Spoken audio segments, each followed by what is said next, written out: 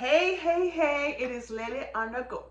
Lily on the go. What is going on? I just wanted to do a quick follow up from my previous video that I did regarding misconceptions of single women. And of course, I use single woman because that's what I am.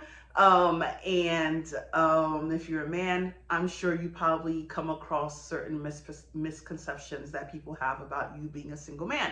So it was very interesting today because there was like things that kept coming up that was like, Lene, you need to do a little follow-up video about what it really feels like being a single woman. Not really what it feels like, but things that single people are should be occupying their time doing in the meantime if they're waiting for a different phase in life, because not everybody wants to be married, let's get that right, and not everybody is actually really prepared to be married. They're still in their the waiting period and using the time very wisely. So first off, this morning I was doing my devotional, like a morning devotional that I listened to, and the lady was mentioning there's a verse, Proverbs 20 verse 23, I believe, and it was noted something that is misunderstood is a irritable woman who finally gets married. And I was like, what? When she said that in the devotion, I was like, I think it's Proverbs 20 or 30. So I was like, you know what? I'm gonna have to make a note and then look into that to see in what context it was saying, right?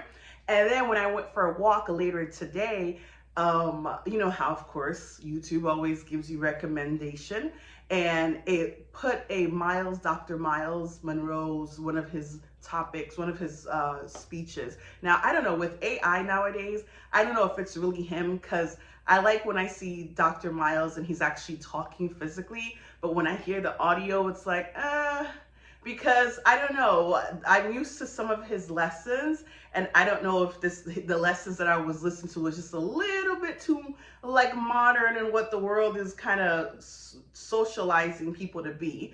But he was talking about how people use being single as like this curse, something that needs to be corrected, and it should not be, but it should be a time to really understand yourself and really prepare yourself and be like, just really enjoy this phase of life. So I was like, you're right. That is exactly right. And then a moment ago, I was talking to Babe, and he just, he had me laughing because we were talking about a book, and he was like, oh, well, maybe you can share the book with me, because he wants trying to understand more of Christianity because he's of a different faith. So I was like, okay, no problem. And then he was like, do you even have books? And I was like, oh no, you trying to play me? And I was like, what do you mean if I have books? Of course I have books. What do you think my life is filled with? And he said, no, I know you may have books, but I don't know your life is filled with spas and having a good time. I was like, as it should. So it was just funnier when, we were on the phone. But the idea that he thinks that my life has been more about having fun, having a good time, he doesn't see that my life is filled around books and reading. How rude, right? But it's all good. It was a lot of fun. But I was like, you know what? Let me do a quick video of what I've been doing with my time as a single woman, and something that if you are in the single phase, right, and you are wanting to transition to the married life, if you want to, right, or if you just want to feel like your single life has a lot more meaning, these are the things maybe you should consider doing. And myself, this is what I've been doing with my single period. As I said, as I'm just kind of doing this video, it's for myself as well as for people who just kind of want to listen in, but it's to see my growth moving forward. So what I'm sharing now is what I've been doing with, I would say, the past few years being single, because I've been enjoying the moment, kind of taking it in and really doing a lot of inner work. As I mentioned, I've done a lot of therapy sessions. I've done a lot of just different things to really take care of my mentalness and, really things that I enjoy. So going to the library and doing some coloring, you know what I mean? Hopping into this little event here, going on this, hey, you know what? I need a break. Let me go on a trip by myself. Like these are things I'm taking in and enjoying my single period, because I know once I transition to something different, it's going to be completely different, completely. Okay. So let me get to the point and let me share with you some things I've noted. It's not even that I've noted, that I've been actually doing. Because I remember having a discussion with one of my cousins, and I'm like, people always ask me, why are you single? And what have you been doing with your time? And I would say, and she said, you should tell them, number one, is that you've been accumulating assets. She had it nicely worded. I'm like, you're right. Gaining properties. Well, not properties, but maintaining a life, maintaining a home, maintaining, my surroundings, my environment, making sure I make enough money or have enough money to take care of myself. And that is a very, very important thing to be doing right now as you're single, because I feel that if you do go into the married phase as a single woman, it's always good to have your own, or at least show that you are capable of maintaining something, because that just makes you, of course, more like, okay, you can be trustworthy. You are trustworthy enough and responsible enough to take on like a bigger family. So that is one thing, accumulating assets and making sure you are taking care of yourself financially. I think that's not number one, no particular order in any of these, but just important in general. All right. The next one, I would say finding your joy. That is important. As I said, Bagel told me that he sees me as a person who likes to be in spas and having a good time. I don't have a problem with it, and sure, nobody else either, right? And so for me, finding my joy, finding things that really make me happy, and seeing that, and I get excited. So if anybody asks you, they'll be like, oh, what is it that really gets you excited? Traveling, booking travel for other people, seeing other people having a really good time when they're somewhere or doing something for themselves, just really creating that happiness for them. I did a women's retreat for my mom and all her sisters. Just bachelorette parties, participating, setting it up, being a host, and really getting to see people enjoying themselves. That brings me so much joy. Like, it's strange, but all my family members know, hey, if you need a trip, check with Shirley on flights. Check if you're looking at cruises, what's the best one to go to? Because that's just what I kind of do, right? Or enjoy doing. So finding that joy, because I think that the person will see you, if you're looking to get married, they know that there's something that you must have, and they will make sure that you have it, because they see the happiness and the joy that you have when you are in that space. And they're only they should be looking to just make that even 10 times better, not to take you away from your joy, but to like amplify it or increase it. And that's what I like about Bay right now, because he always talks about like, improving my life, not making it worse. But, that's the way I see it. Another thing is taking care of you. Self-care. Everybody's talking about self-care, but self-care, of course, could be like the simplest things. For me, going to the market is, oh my gosh, I could spend hours in a grocery store. Okay, like hours. I don't know why. Going down the same aisle several times. So those things, like going to the gym, technically going to the gym, but really going because they have a steam room.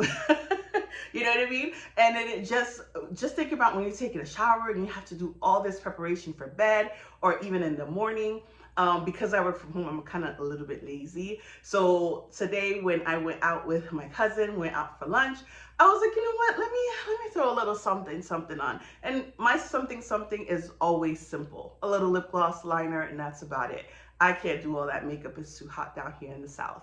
But just really finding one of a few things that really helps you take care of yourself. Because one of the things I've come across married people, like the ones who get stressed out, even though I do believe that married women do put some stress on themselves sometimes, because you have to relinquish power. If you relinquish it, things are going to work out, or somebody else is going to have to take a little bit control. But I digress. But one of the things I know is like they always lose themselves. But if you're used to taking care of yourself, I think other people will see like, you know what? if she starts to lose herself, let me help and make sure she gets that attention. So I think that's great if you show that you take care of yourself very, very well. The next person that comes in can't come and ruin it because they either have to improve it or get out the way. That's just the way I see it. So if you start taking care of yourself now, it kind of puts a stepping stone for other people to not bring you lower than you are. So that's a really great use of your time. Just and understanding that the power you have, the beauty you have, how God made you, and really understanding that and appreciating that about yourself. This way you don't have to have low self-esteem or confidence when you're coming across another a man. You feel like you can really carry yourself well and present the best of you, right? Another thing is fostering relationships. For me, I one of the things I know is, like, even though I don't have a lot of friends, I've always grown around with cousins to be my friends because there's a lot of us, right? So for me, it's important that my relationships, I foster them, right? I maintain, I call, I check up on, especially if I haven't heard from them in a few weeks. I say, hey, let's go out to lunch, let's go do breakfast, or just a way to just maintain that friendship, you know what I mean? Keep engaging with people because it just helps you internally. You don't realize, like, oh, being remote at home, working from home, I don't socialize a lot. So maintaining relationships is kind of something I always keep reminding myself. Go out and meet people, go out and talk to people. When I go to like workshops and different places, I may engage with somebody and have a really good conversation. I'm like, hey, let's exchange numbers. Sometimes I do get a little disappointed when I try to follow up and nobody responds, right? But it's still good for me because it helps me develop myself. So maintaining that, or being a person that really fosters my relationships, is going to be helpful in marriage because I think that if you, as a woman, if you foster a relationship, you'll be like a real good, like, I don't know how to say it. Like, if your husband is handling business, you're there trying to keep the connections there, making your social level to increase because you're here kind of maintaining really good relationships, seeing who's a good person for him to talk to because that's going to help elevate your social ladder. So I mean, it just helps to be able to engage in a way and be friendly and maintain positive relationship with other people to help you and your husband, social status, I think, because it's all about who you know, right? The whole world is all about who you know. And then the last one is also, I would say, is being grateful that you're not trapped. I think right now at my stage of singleness is kind of happy that, I don't have nothing really trapping me. I'm going to go on a trip in a few days and I don't have to report to anybody. I told my mom today that I'm going away soon and she's like, oh, I didn't know. Okay. You know now, right? You know now. And unfortunately, that's just the way it is. You have the ability to get up and leave. And I know ladies who are in my age group and they were anticipated being married and then they got pregnant without the marriage, and it kind of like left them, just kind of working hard as a single mom again, and it's just like, I'm sorry. Unfortunately, so that's what I'm saying, the feeling of not being trapped, not in a bad way. Having a husband and children are great, right? Especially if that's something you had truly, truly desired. But because I'm in my single stage right now, I am taking that in and be like, I'm coming home and it's quiet.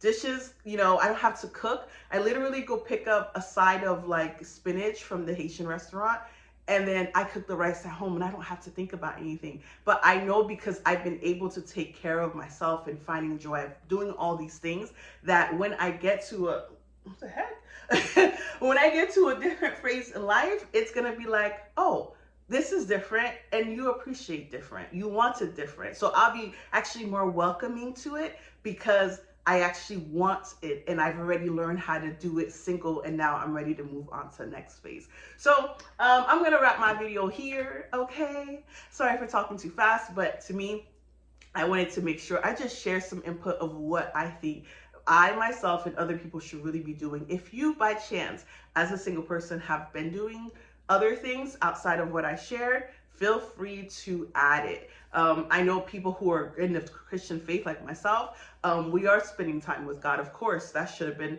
a number one thing. Or, really kind of making sure that your next step in life is the right person, and hope in knowing that God is the one that's going to be guiding you.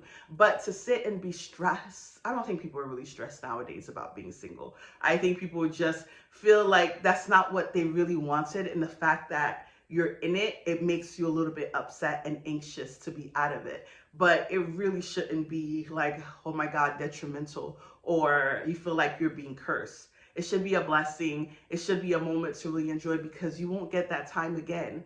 You won't. You won't. And even if you did have that time again, you're not gonna have it at that age. Being single and younger is always better than being single way older. But I just wanted to share that, and I hope that it was very helpful. And I'm sure if this is you, you probably agree. And if it's not you, okay, that's fine, right? That's fine. But yeah, I just thought, to share and continue doing you. I'm all about doing what works best for you and not being concerned about anybody else. The world will happen on its own, and you just make sure you are happy, you're content, and you are living your God-fulfilled life. Okay? Thank you. Bye.